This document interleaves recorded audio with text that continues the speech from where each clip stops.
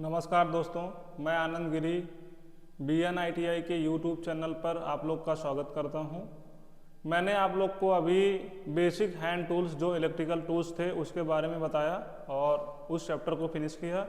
अब हम आप लोग को इलेक्ट्रिकल वायरिंग के बारे में बताने वाले हैं। ठीक है, इलेक्ट्रिकल वायरिंग कैसे होती है, कैसे की जाती है, वायरिंग का क्या स्टैंडर्ड है, इसके बारे में जानकारी देंगे। ठीक है, तो वायरिंग की जितनी भी थ्योरी वाली क्लास है वो तो हम आपको यहाँ पे दिखा दे रहे हैं, बता दे रहे हैं, लिखवा भी देंगे। ठीक है, बाकी रही बात अगर प्रैक्टिकल की, तो प्रैक्टिकल तो भाई कॉलेज में ही हो सकता है। ठीक है ना, इसके लिए हम आपको क्या कर सकते हैं, वीडियो बना के ही डाल सकते हैं यूट्यूब चैनल पर। बाकी रही बात अगर आपको प्रैक्टिकल करना है, सीखना है, तो इसके लिए आप कॉलेज आइए और सीखिए। ठीक है, तो अभी हम लोगों ने जो सीरीज कनेक्शन होता है वायरिंग का, समांतर पैरेलल कनेक्शन होता है, स्टेयर केस वायरिंग होती है, ये सब करा दिया है। अभी कुछ दिन बाद ही कॉलेज में ही लगभग एक हफ्ते बाद ही हाउस वायरिंग की पूरी प्रोसेस यहाँ पे कराई जाएगी, प्रैक्टिकल कराया जाएगा। ठीक है, तो जिसको भी प्रैक्टिकल करना है जानकारी दी जाएगी ग्रुप में, आप लोग आइएगा कॉलेज और यहाँ पे वायरिंग सीखिएगा। ठीक है, कि कैसे घरों की वायरिंग किस तरीके की जाएगी।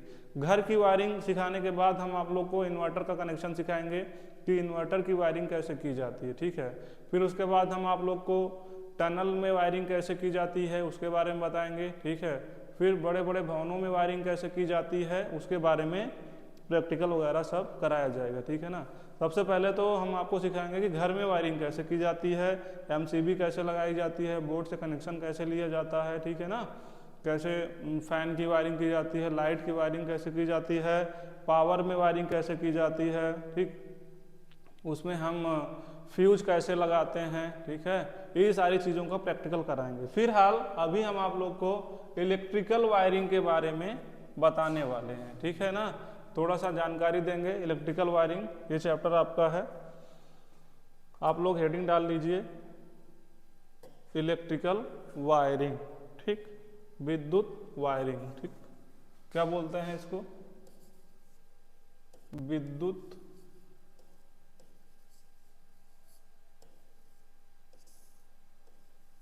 वायरिंग, विद्युत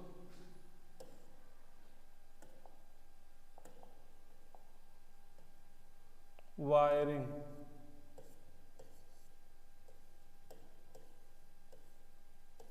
ठीक है, विद्युत वायरिंग। ठीक, तो इंडियन इलेक्ट्रिसिटी या I rules related to electrical wiring. ठीक है, विद्युत वायरिंग से संबंधित नियमों के बारे में हम आपको बताएंगे। हेडिंग डाल लीजिए विद्युत वायरिंग से संबंधित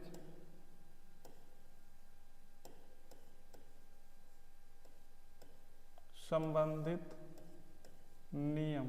ठीक, विद्युत वायरिंग से संबंधित नियम, हेडिंग डाल लीजिए आप लोग। ठीक, विद्युत वायरिंग से संबंधित नियम। ठीक है ना, तो नियमों को हम बताएंगे।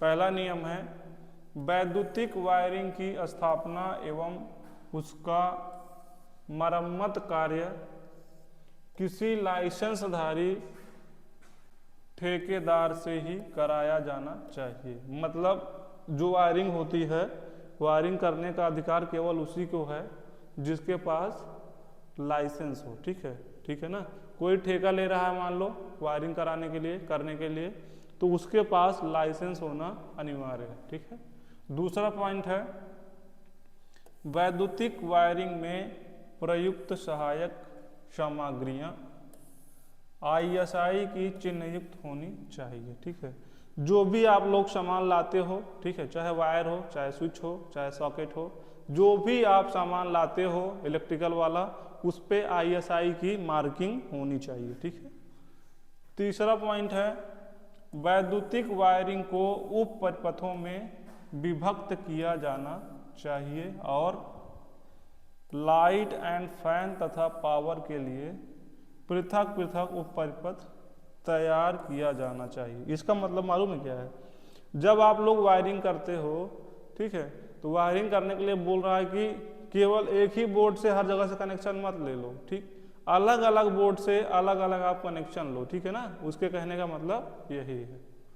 चौथा पॉइंट है, लाइट एंड फैन के प्रत्येक उप परिपथ में 10 से अधिक और पावर के प्रत्येक उप परिपथ में 2 से अधिक उपभोग बिंदु नहीं होना चाहिए, ठीक है।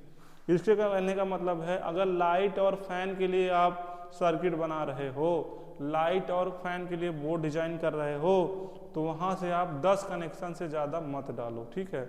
और पावर के लिए आप कनेक्शन कर रहे हो, पावर के लिए सर्किट बना रहे हो, तो वहां से 2 कनेक्शन से ज़्यादा आप कनेक्शन मत लो, ठीक है ना। तो ये रहा 4 पॉइंट विद्युत वायरिंग से संबंधित नियम। पहला नियम है कि वायरिंग केवल लाइसेंसधारी ठेकेदार से ही होना चाहिए, ठीक। दूसरा, सभी सामग्रियां ISI युक्त होनी चाहिए। तीसरा, विद्युत वायरिंग को उप परिपथों में विभाजित किया जाना चाहिए। चौथा, लाइट और फैन के लिए अगर सर्किट आप बना रहे हो तो वहां से आप केवल 10 कनेक्शन लो, और पावर सर्किट बना रहे हो तो वहां से केवल आप 2 ही कनेक्शन लो। इसका रीजन क्या है? आप ज़्यादा कनेक्शन लोगे तो सर्किट पे उतना ही ज़्यादा लोड आएगा, ठीक है ना। लोड के स्टैंडर्ड के हिसाब से ही उप परिपथ तैयार किए जाते हैं, तो उसके बारे में भी आगे हम बताएंगे आपको, ठीक है। आगे बढ़ते हैं। 5वां पॉइंट है आपका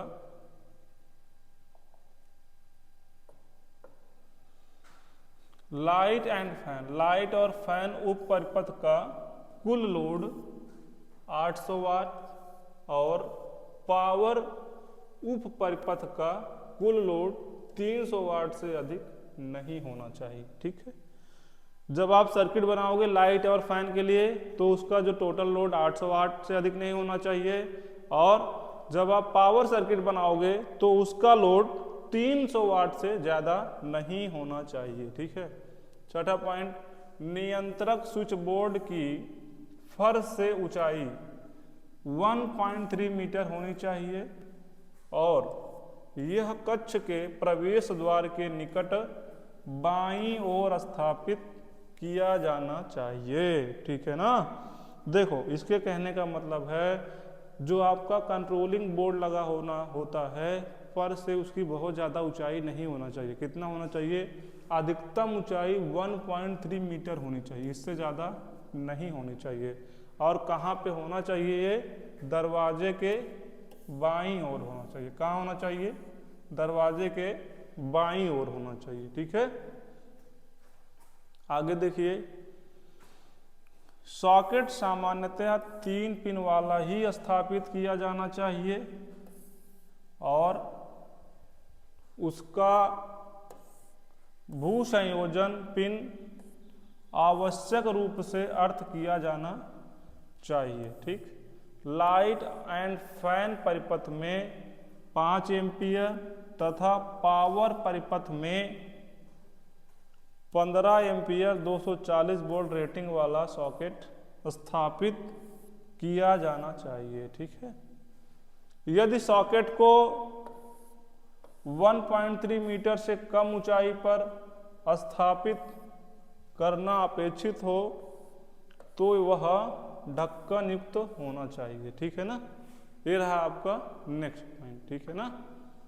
तो ये आपका 5वां पॉइंट हो गया, 6वां हो गया, और ये कौन सा हो गया? 7वां हो गया, ठीक है। आगे देखते हैं।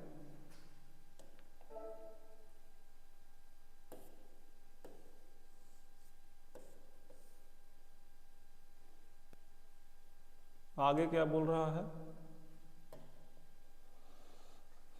छत के पंखों के ब्लेड तथा फर्श के बीच न्यूनतम 2.4 मीटर और अधिकतम 3 मीटर का अंतर रखा जाता है, ठीक है। देखो, जब आप लोग पंखा लगाते हो तो पंखे के लिए जो स्टैंडर्ड है वो क्या है कि पंखे की जो ब्लेड है और जो आपका फर्श है, उसके बीच की जो अधिकतम दूरी होनी चाहिए 3 मीटर से ज़्यादा नहीं होनी चाहिए। ठीक, अगला है सभी प्रकार की लाइट की फर्श से ऊंचाई 2.25 मीटर से कम नहीं होनी चाहिए। ठीक, जो आप लोग लाइट लगाते हो उसकी ऊंचाई 2.25 मीटर से कम नहीं होनी चाहिए। वायरिंग में प्रयुक्त सभी धात्विक आवरण आवश्यक रूप से अर्थ किए जाने चाहिए। ठीक है, वायरिंग के दौरान आप जितने भी उपकरण लगाते हो, ठीक है, सभी की अर्थिंग होनी चाहिए। ठीक, आपको अर्थिंग से उसका कनेक्शन करना है। अगला पॉइंट है अर्धचालक से कोई फ्यूज या स्विच आदि संयोजित नहीं किए जाने चाहिए। जो अर्थिंग वाला वायर होता है उसमें आपको फ्यूज वगैरह आपको नहीं जोड़ना है। ठीक है, तो ये रहे वायरिंग से संबंधित नियम। ठीक है ना, वायरिंग से संबंधित नियम। आगे देखते हैं क्या दिया हुआ है। लाइव या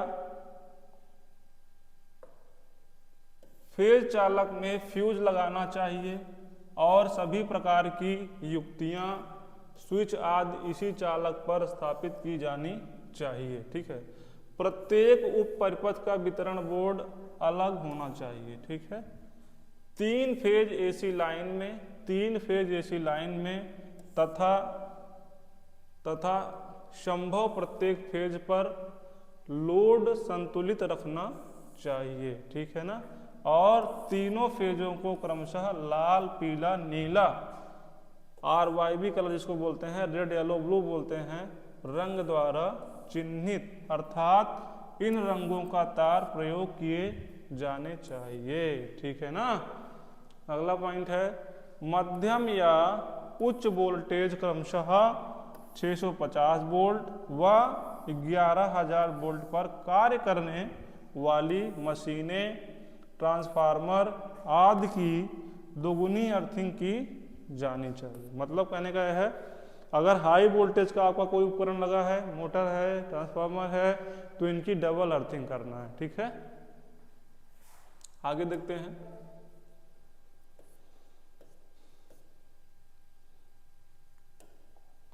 किसी भी प्रकार की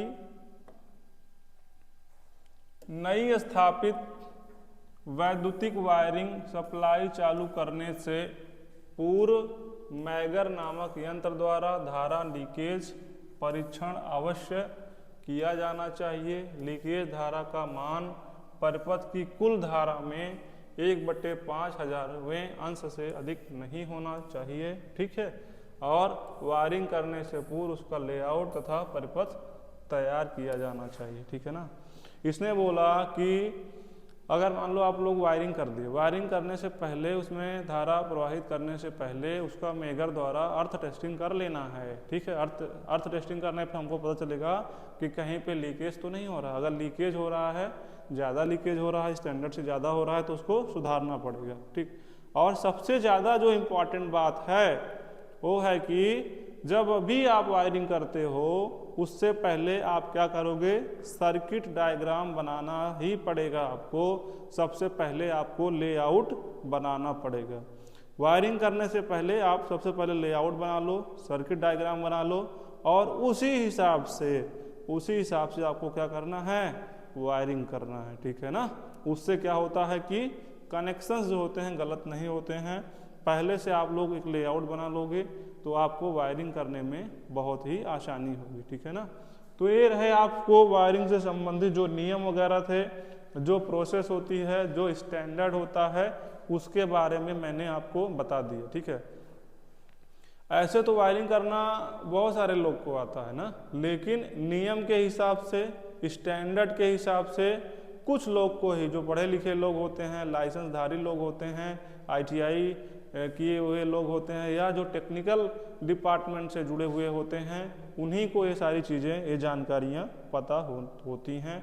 बाकी जो हमारे घर वगैरह में इलेक्ट्रीशियन वगैरह आते हैं वो तो बस ऐसे ही वायरिंग करते हैं। ठीक है, उनको स्टैंडर्ड के बारे में उतना जानकारी नहीं होती है। ठीक है, तो आप लोग जितना भी अभी नियम बताया गया वायरिंग के बारे में, उसको आप लोग क्या करोगे, लिख लेना। ठीक है ना, और ये जितनी भी जानकारी है इसको आप लोग अपने ध्यान में रखना कि वायरिंग करते समय जो हमारा स्टैंडर्ड होता है हमेशा स्टैंडर्ड को फॉलो करना है। क्या करना है?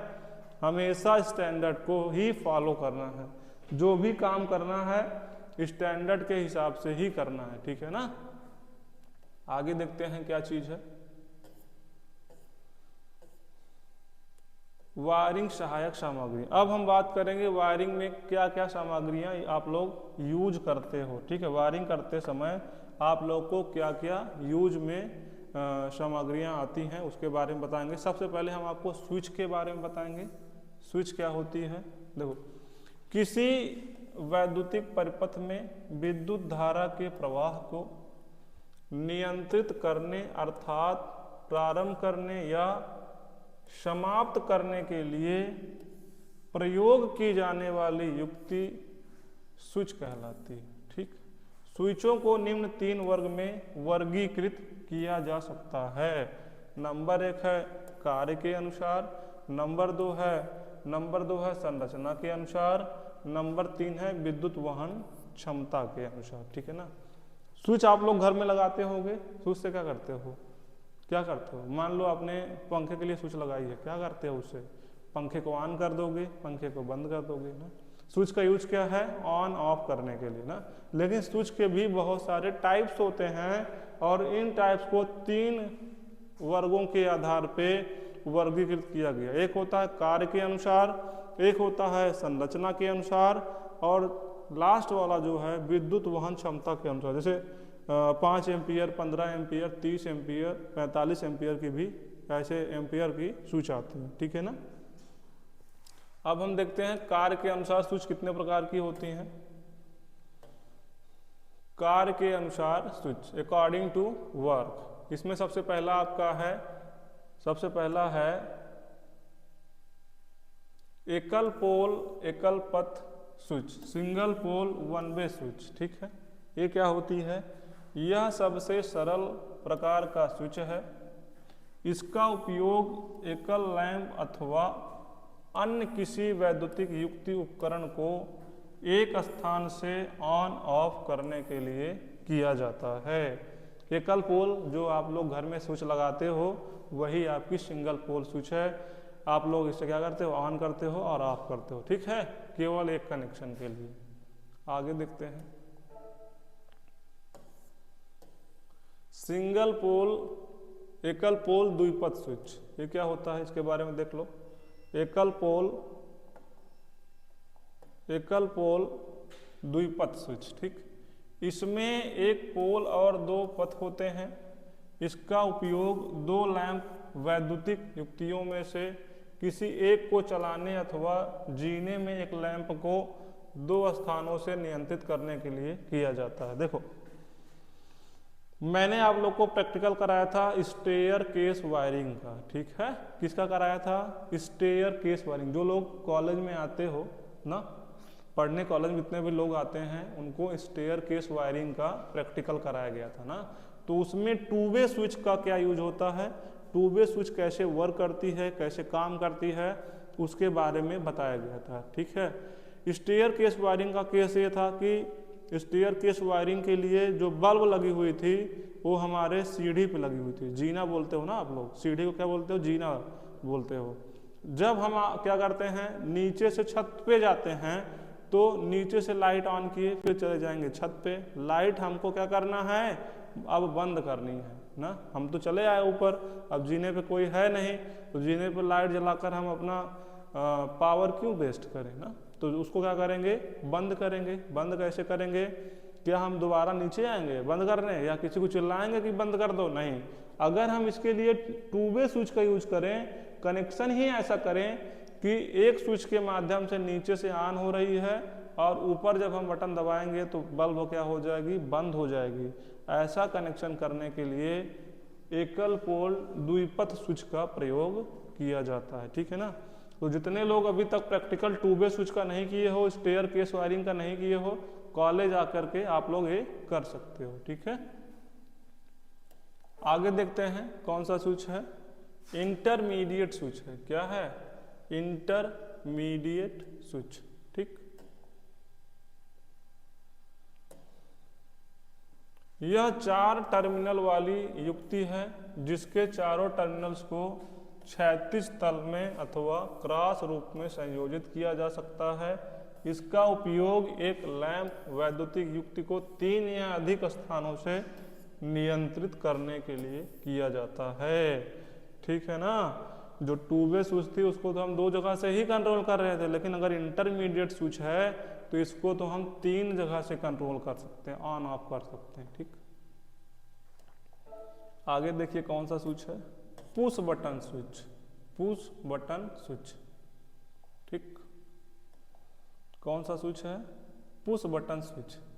देखो यह स्प्रिंग युक्त ऐसा स्विच है जिसे दबाने पर किसी परिपथ को अस्थायी रूप से चालू किया जा सकता है और पुश बटन को छोड़ने पर परिपथ स्वतः ही ऑफ हो जाता है। ठीक है ना। इसका उपयोग विद्युत घंटी, बजर, मशीनों आदि में किया जाता है। ये रहा पुश बटन का सिंबल। ठीक, देखो पुश बटन मतलब है, देखो आप लोग जब विद्युत घंटी देखे होंगे, बहुत लोग डोर बेल लगवाते हैं, जब तक आप उस बटन को दबाए रहोगे तब तक बेल बजती रहेगी। जैसे ही आप बटन से हाथ उठा लोगे बेल क्या हो जाएगी, बजना बंद हो जाएगी। तो वही हमारा क्या है, पुश बटन स्विच है। मतलब जब तक आप पुश किए रहोगे, दबाए रहोगे, तभी तक वो स्विच काम करती रहेगी, नहीं तो बंद हो जाएगी। ठीक है, आगे देखते हैं, सीलिंग स्विच है। क्या है, सीलिंग स्विच। ठीक है, आगे क्या है, सीलिंग स्विच है। ठीक है ना। आप लोग को हम सीलिंग स्विच के बारे में बताने वाले हैं कि आखिरकार सीलिंग स्विच क्या होती है। यह एक विशेष प्रकार का पुश बटन स्विच है। यह एक विशेष प्रकार का पुश बटन स्विच है। एक बार दबाने पर, खींचने पर यह परिपथ को ऑन कर देता है और दूसरी बार दबाने या खींचने पर उसे ऑफ कर देता है। इसे बेड स्विच या पुल स्विच भी कहते हैं। इसका उपयोग छत से लटकने वाले पंखा और सजावटी लैंपों, नाइट लैंपों या टेबल लैंपों आदि में किया जाता है। ठीक है, देखो एक पंखा आता है जिसको हम लोग अपने दीवार में लगाते हैं। ठीक है, जब दीवार में लगाते हैं तो 2 डोरी लटकती रहती है उसमें दोनों साइड से, और डोरी को हम जिस तरीके से खींचते हैं, कभी वो धीम होता है, कभी ऑन हो जाता है। 4 पॉइंट, उसमें 4-5 पॉइंट दिया रहेगा। ठीक है ना, या कम से कम 4 या 3 या 4 पॉइंट रहते हैं, 1, 2 और 3, और ऑन और ऑफ के लिए। ठीक है ना। तो 1 पे चलाओगे धीमा चलेगा, 2 पे थोड़ा और तेज चलेगा, और 3 पे सबसे तेज चलेगा। ठीक, फिर उसके बाद अगर हम खींच लेते हैं डोरी को तो क्या होता है, हमारा पंखा बंद हो जाता है ना। वही क्या है, सीलिंग स्विच है। ठीक है, वही क्या है, सीलिंग स्विच है। फिर आगे देखते हैं कौन सा स्विच है, 2 पोल आयरन क्लैड स्विच। 2 पोल आयरन क्लैड स्विच, यह सिंगल फेज एसी अथवा डीसी सप्लाई लाइन के लिए मेन स्विच का कार्य करता है। इसमें प्रत्येक लाइन के श्रेणी क्रम में एक फ्यूज भी लगा होता है। ठीक है, इसका एक स्विच फेज लाइन को और दूसरा स्विच न्यूट्रल लाइन को एक साथ ऑन ऑफ करता है। ये स्विच 15 एम्पियर से 200 एम्पियर तक और 250 वोल्ट से 660 वोल्ट तक बनाया जाता है। स्विच का धात्विक आवरण आवश्यक रूप से अर्थ किया जाना चाहिए। ठीक है ना। तो ये था आपका 2 पोल आयरन क्लैड स्विच। ठीक, आगे देखते हैं 3 पोल आयरन क्लैड स्विच। क्या है, 3 पोल आयरन क्लैड स्विच। ये क्या है, यह 3 फेज एसी लाइनों के लिए मेन स्विच का कार्य करता है। इसमें प्रत्येक फेज लाइन के श्रेणी क्रम में एक फ्यूज होता है और एक न्यूट्रल लिंक होता है। ये स्विच 30 एम्पियर से 400 एम्पियर तक और 400 वोल्ट से 110 वोल्ट तक बनाए जाते हैं। इनका भी धात्विक आवरण अर्थ किया जाना चाहिए। ठीक है ना। देखो वही है जो स्विच ऑन ऑफ करने के लिए होता है ना, जब आप लोग कनेक्शन लेते हो जहाँ से आपका फेज सप्लाई आती है वहाँ पे ये सारे स्विच यूज किए जाते हैं। ठीक है, फिर आगे हम देखते हैं कौन सा स्विच हमारा है, नाइफ स्विच। नाइफ स्विच, ठीक।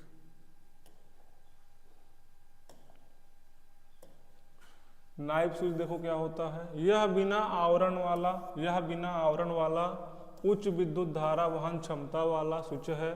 इसका उपयोग सब स्टेशन या वितरण स्टेशन पर ही किया जाता है। यह 30 से 1000 एम्पीयर तक विद्युत धारा वहन क्षमता में बनाया जाता है, ठीक है ना। यह बिना आवरण वाला उच्च विद्युत धारा वहन क्षमता वाला स्विच है। इसका उपयोग सब स्टेशन या वितरण स्टेशन पर ही किया जाता है। यह 30 से 1000 एम्पीयर तक विद्युत धारा वहन क्षमता में बनाया जाता है, ठीक है ना। तो ये रहा आपका स्विच की बात। अब आगे हम और भी जो उपकरण आप लोग यूज करते हो वायरिंग के समय, उसके बारे में बताएंगे आप लोग को, ठीक। देखो ये तो रहा स्विच। अब हम बात करेंगे सॉकेट के बारे में। किसके बारे में? सॉकेट के बारे में आप लोग को बताने वाले हैं। विभिन्न वैद्युतिक उपकरणों को विद्युत सप्लाई प्रदान करने वाली युक्ति सॉकेट कहलाती है। ये सामान्यतः 2 पिन 5 एम्पीयर 250 वोल्ट या 3 पिन 5 एम्पीयर 15 एम्पीयर 250 वोल्ट क्षमता में बनाए जाते हैं, ठीक है ना। कौन कौन सा है? 2 पिन सॉकेट होता है, 3 पिन सॉकेट होता है, सॉकेट के साथ स्विच भी आती है, 2 पिन सॉकेट भी होता है। इसको क्या बोलते हैं? ICDP, ठीक है ना। सॉकेट आप लोग जानते होंगे, जहाँ से कनेक्शन आप लोग लेते हो उसको क्या बोलते हैं? सॉकेट बोलते हैं, ठीक है ना। बाकी आप लोग इसको प्लग भी जानते होंगे, ठीक है ना। प्लग वगैरह जानते हो ना, प्लग क्या होता है, ठीक। प्लग टॉप क्या होता है? देखो, सचल वैद्युतिक उपकरणों की मेन लीड को सॉकेट से संयोजित करने वाली प्लग कहलाती है। देखो, अरे भाई सॉकेट में जो आप लोग कनेक्शन डालते हो वही क्या है? आपका प्लग है ना। प्लग के माध्यम से ही तो सप्लाई लेते हो। लैंप होल्डर भी पता होगा, होल्डर आप लोग को मालूम होगा जिसमें बल्ब लगती है। वैद्युतिक परिपथ में लैंप संयोजित करने के लिए उपयोग किए जाने वाली युक्ति लैंप होल्डर कहलाती है, ठीक है ना। जिसमें आप लोग अपनी LED बल्ब लगाते हो वही क्या है? होल्डर है, ठीक है ना। क्या है? होल्डर। अब हम बात करेंगे फ्यूज। फ्यूज क्या होता है? देखो, फ्यूज के बारे में बताएंगे। फ्यूज एक सुरक्षा युक्ति है जो किसी वैद्युतिक परिपथ की शॉर्ट सर्किट अथवा ओवरलोड परिस्थितियों में सुरक्षा करती है। फ्यूज तार के रूप में टिन और लेड मिश्र धातु तार, एल्युमिनियम तार अथवा टिन आलेपित तांबे का तार प्रयोग किया जाता है। फ्यूज क्या करता है? जब फ्यूज लगाते हो, मान लो आपके सर्किट में कहीं से शॉर्ट सर्किट हो गया या ज़्यादा करंट आ गई, तो फ्यूज क्या होता है? उससे सुरक्षा करता है, ठीक है ना। फ्यूज किससे बना होता है? लेड और टिन का एक मिश्रण होता है, उसी से फ्यूज बना हुआ होता है, ठीक है ना।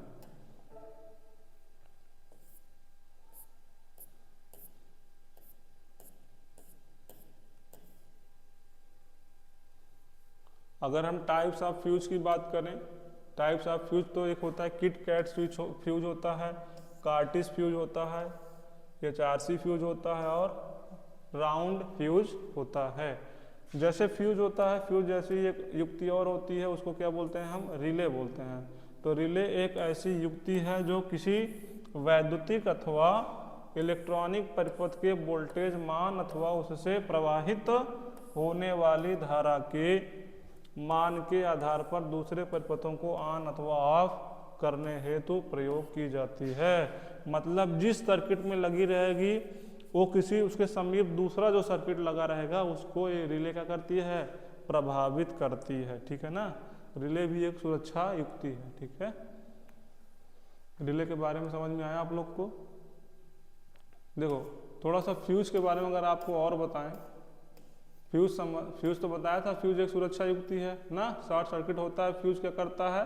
सुरक्षा प्रदान करता है। तो अगर फ्यूज संबंधी हम पद की बात करें, फ्यूज संबंधी पद की अगर हम बात करें तो एक होता है फ्यूज आधार, ठीक है ना। इसी फ्यूज आधार पर हम क्या लगाते हैं? फ्यूज लगाते हैं।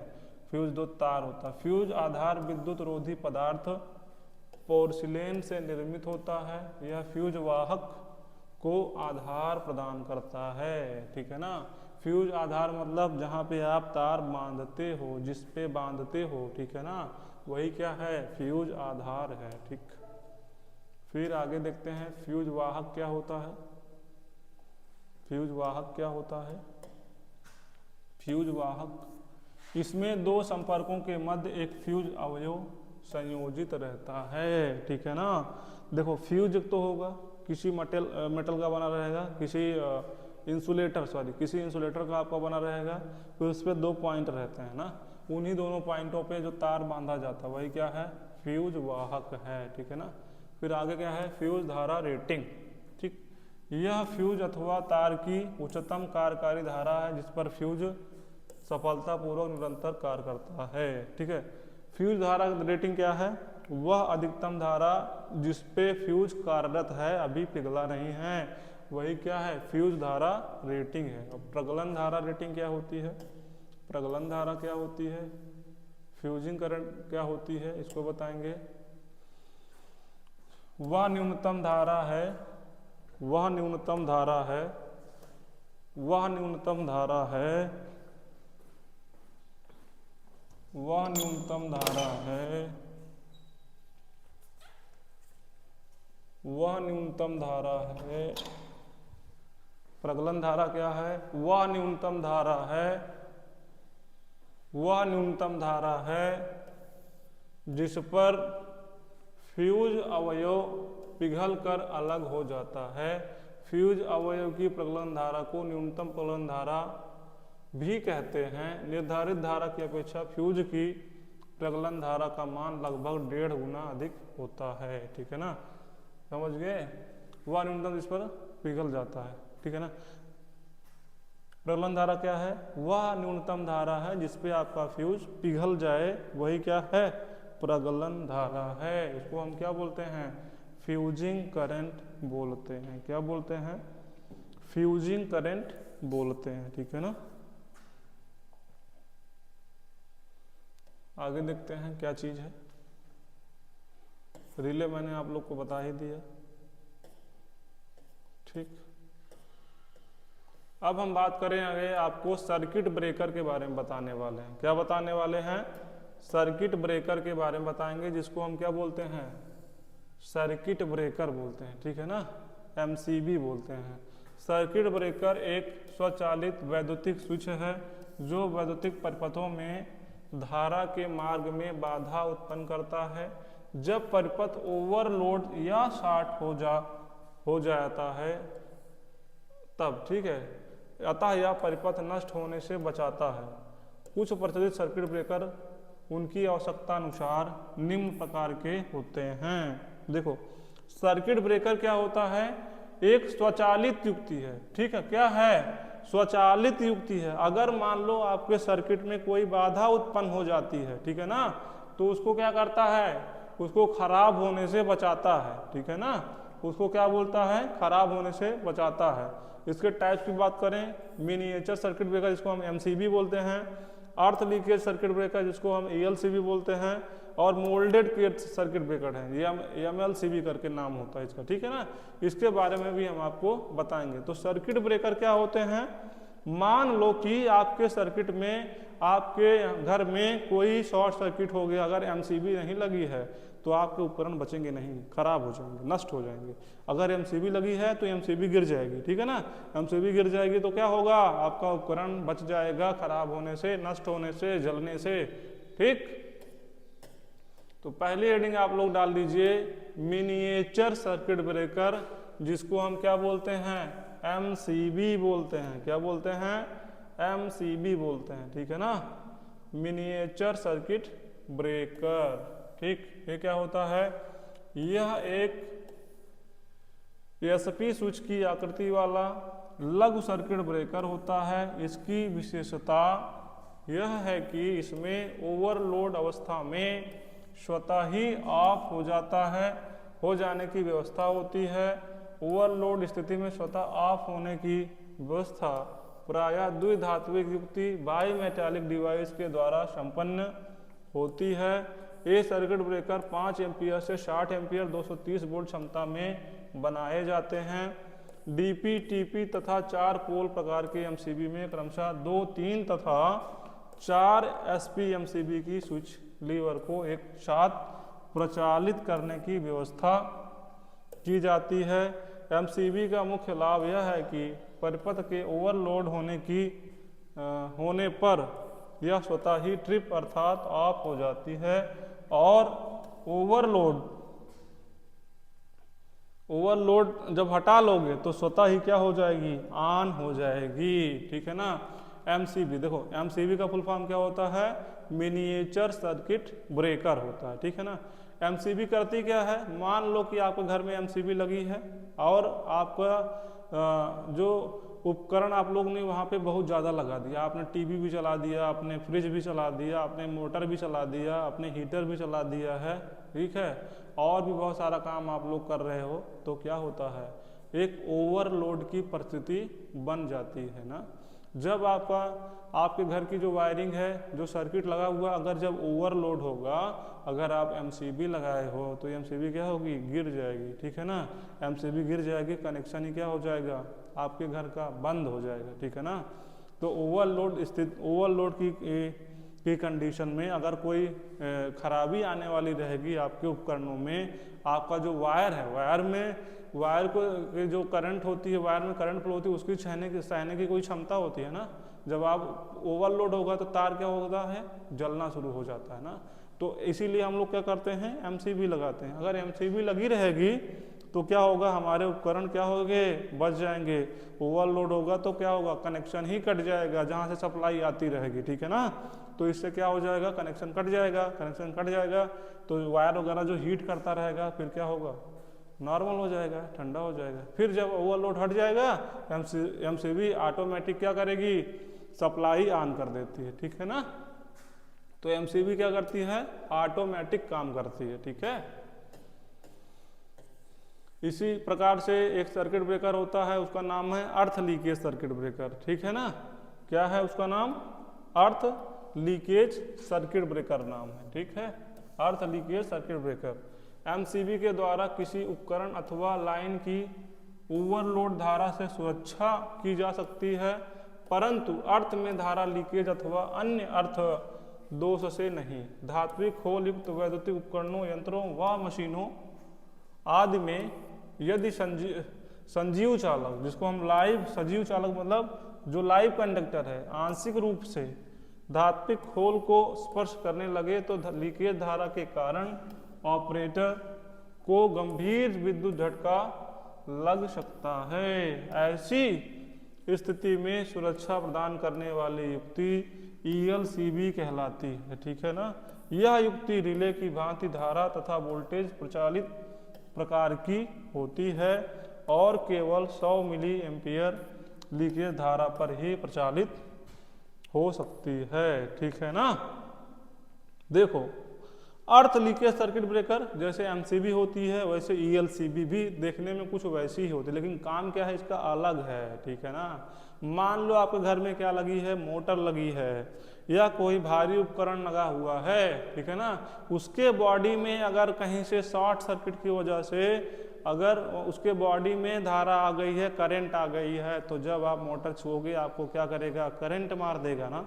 अगर आप ELCB लगाए हो तो ELCB क्या करेगी, ELCB जैसे ही आप बॉडी टच करोगे उसको, धारा तो बह रही है लेकिन ELCB लगा के रखे हो तो जैसे आप बॉडी को टच करोगे, जैसे आपको झटका लगने वाला रहेगा, ELCB क्या करेगी, कनेक्शन ही काट देगी। मतलब कनेक्शन क्या हो जाएगा, कट जाएगा। तो आप झटका लगने से क्या हो जाओगे, बच जाओगे। ठीक है ना। यही है ELCB का उपयोग। ठीक है। यही है ELCB का उपयोग। इसको हम क्या बोलते हैं, अर्थ लीकेज सर्किट ब्रेकर बोलते हैं। ठीक है ना। ये सारी चीजें हैं अर्थ लीकेज सर्किट ब्रेकर की। ऐसे ही एक है मोल्डेड केस सर्किट ब्रेकर। क्या है, मोल्डेड केस सर्किट ब्रेकर। ठीक, मोल्डेड केस सर्किट ब्रेकर। ठीक है ना। साधारण एमसीबी 5 एम्पीयर से 60 एम्पीयर तक कार्य करने के लिए बनाए जाते हैं। इससे अधिक एम्पीयर पर कार्य करने के लिए एमसीसीबी बनाए जाते हैं, जो 25 एम्पीयर से 2500 एम्पीयर तक कार्य कर सकते हैं। ये सर्किट ब्रेकर भी एमसीबी की भांति कार्य करते हैं। यह दो प्रकार के होते हैं, एक होता है थर्मल मैग्नेटिक टाइप तथा फुली मैग्नेटिक टाइप। ठीक है, समझ गए। ज़्यादा एम्पीयर का आपको अगर एमसीबी लेना है तो आपको क्या लेना पड़ेगा, एमसीसीबी लेना पड़ेगा। ठीक है, वो क्या रहेगी 25 एम्पीयर से 2500 एम्पीयर तक, मतलब ज़्यादा हाई रेटिंग की लेना है तो उसका नाम चेंज हो जाता है एमसीसीबी। जैसे एमसीबी है तो उसका नाम हो जाएगा एमसीसीबी। ईएलसीबी है, वो भी अगर आपको ज़्यादा रेटिंग में लेना है तो इसका भी एक वर्जन आ जाएगा। ठीक है ना। तो ये रहा आप लोग का, मैंने वायरिंग के बारे में बताया, वायरिंग के स्टैंडर्ड के बारे में आप लोग को बताया। ठीक है ना, वायरिंग के में उपयोग होने वाले उपकरणों के बारे में बताया। ठीक है ना।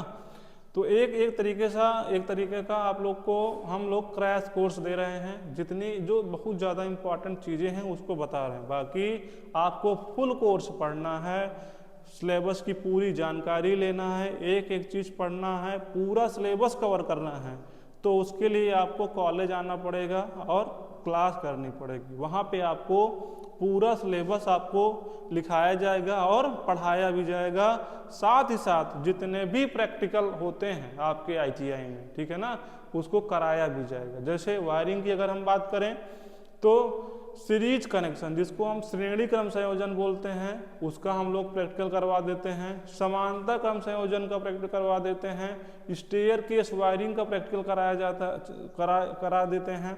इसके बाद अभी हाल फिलहाल में हम लोग आप लोग को